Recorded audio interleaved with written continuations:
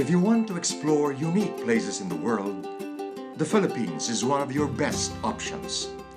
Exciting spots await the travelers, from beautiful beaches and mountains to historical places.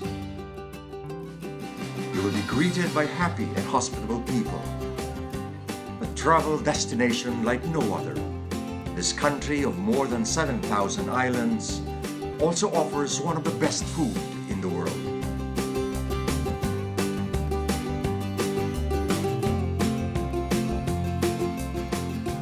Iloilo Province is one of the more vibrant places in the Philippines.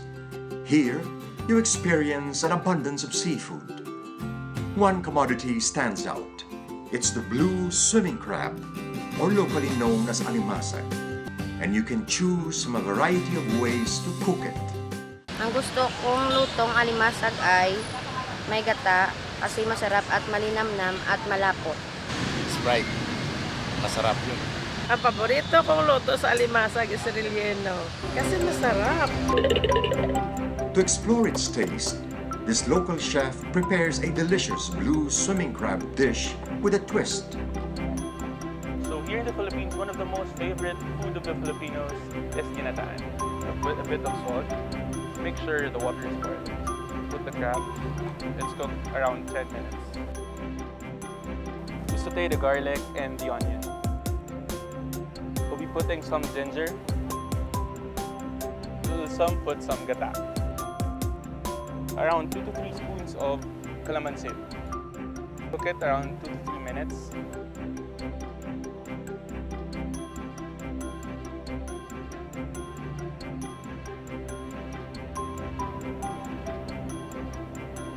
And the last one is the spring onions. Finally, this is a ginataang alimasag.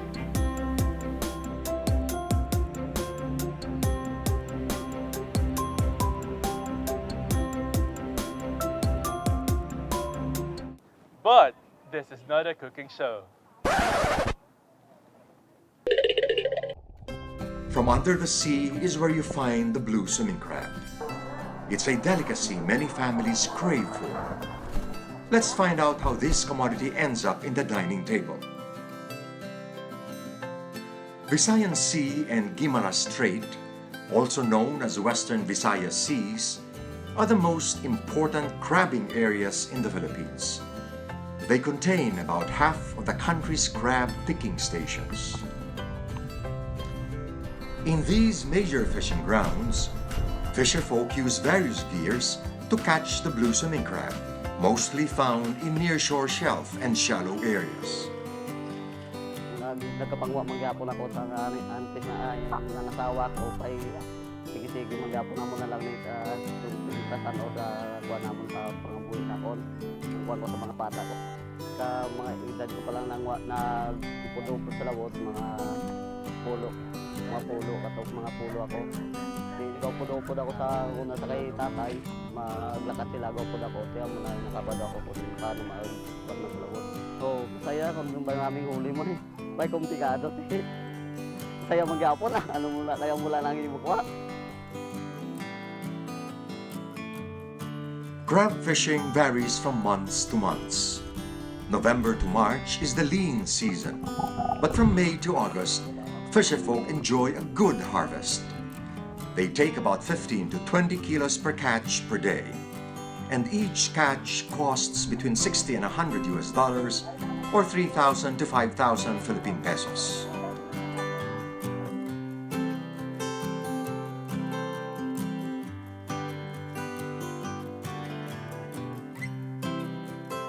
Ang nagamit na muna ng bubuho, muna nga Ariel lang na namon sa labod kung ano lang daw masulod lang daw sila kung panan lang namon ka muna katahong na panan lang namon kung ano lang daw masulod pagkaaga butuan namon kung may ano daw mga konti malipay mga kami.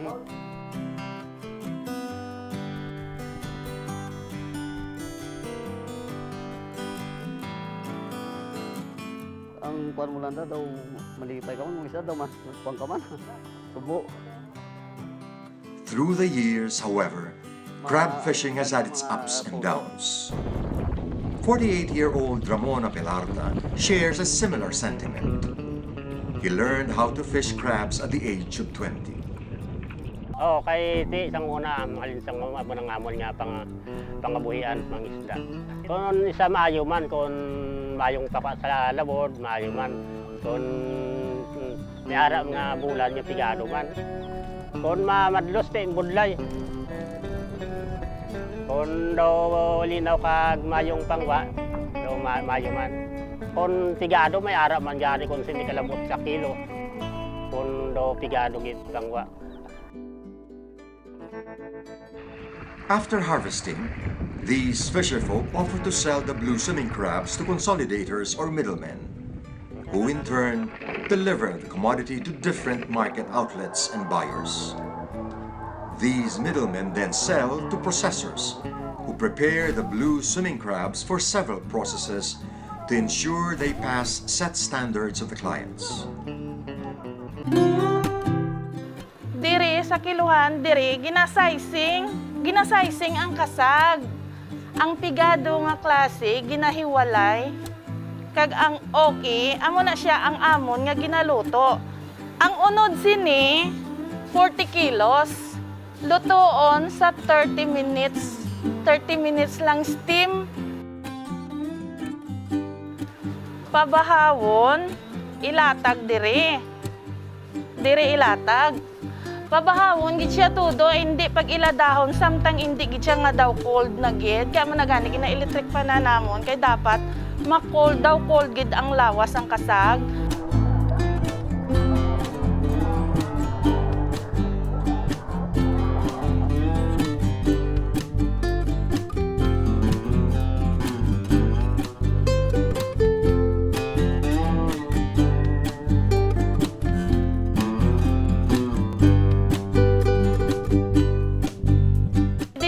Sa picking plant pag abot didto ginakuan lang nato sang QC kag gina-divide sa mga pickers kung pila ang pickers gina-divide lang na sa ila every pickers kung tag pila-pila ka kilo. The blue swimming crabs are prepared either raw, bottled, canned, or processed depending on the client's requirements. They undergo quality control before they are tagged for exports and sold to the international market. Most of the clients of blue swimming crabs come from the Americas, Europe, and even Australia. Consumers crave for this processed crab meat. In hotels, supermarkets, and restaurants, they are a favorite commodity.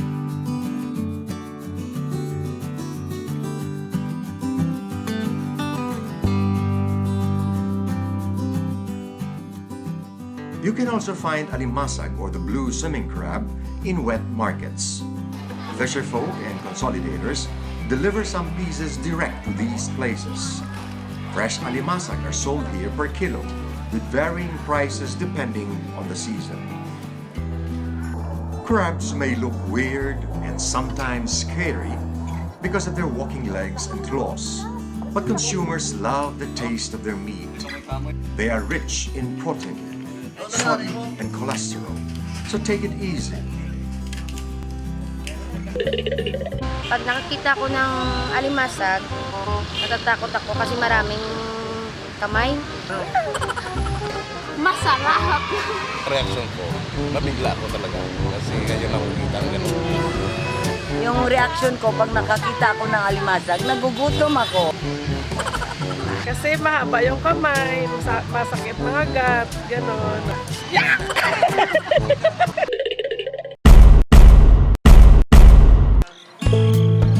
Males are bright blue in color with white spots, with characteristically long cillipeds or claws.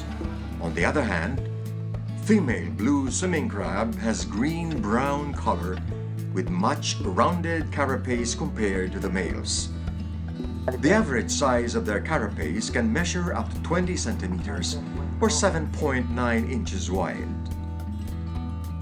Through the years, market demand has expanded, but the supply of blue swimming crab has declined. Well, statistic would tell us na talaga yung population ng blue swimming crab nag-decline through the years. Well, in the 80s, actually, this is a very lucrative business for the province because you could see even that is being sold just along the highway. Basically, because of the strategic position of the province, perhaps to me is the advantage of the province over other provinces. Marami pa kami mga coral reefs and those mga mangrove areas, which is very important ecosystem as far as this blue swimming crab is concerned. Policymakers should study, design, implement, and sustain effectively the programs to help the fisherfolk improve and conserve marine resources.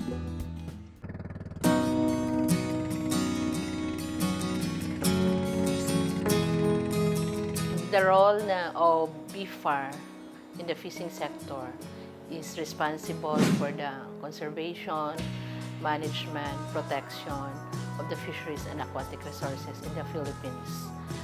What we're doing as BFAR, as the technical agency, we are providing technical assistance through capacity building to the local government units in the management of their municipal waters. It's one way also of providing information so that we can convince all stakeholders of what is now the status of the fishery.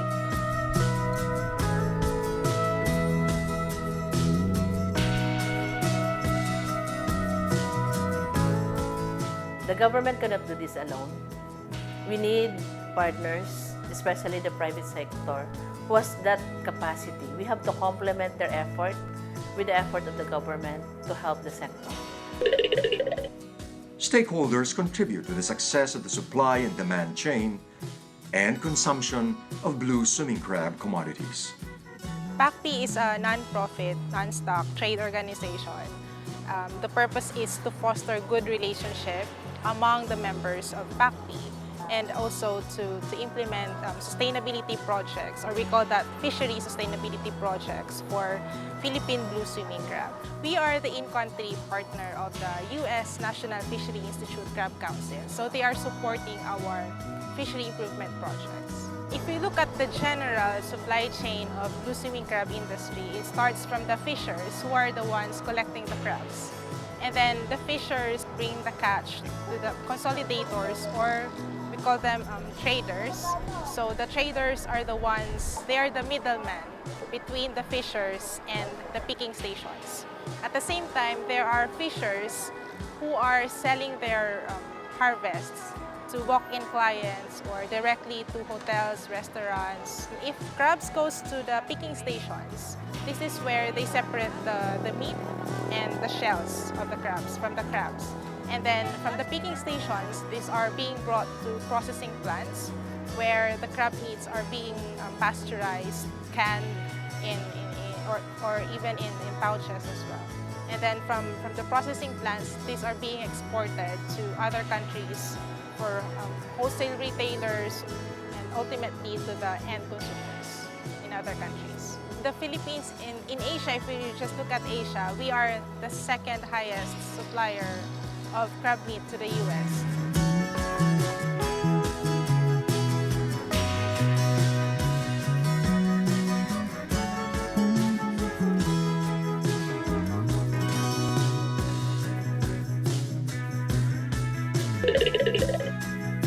All of us should be informed and educated about conserving and protecting the blue swimming crab resources to ensure their sustainability. Blue swimming crab is a commodity popular to both local and international markets. It is of immense value to the livelihood of local fisherfolk and to the economy of the Philippines. Knowing a lot more about the blue swimming crab fishery is a step towards the right direction.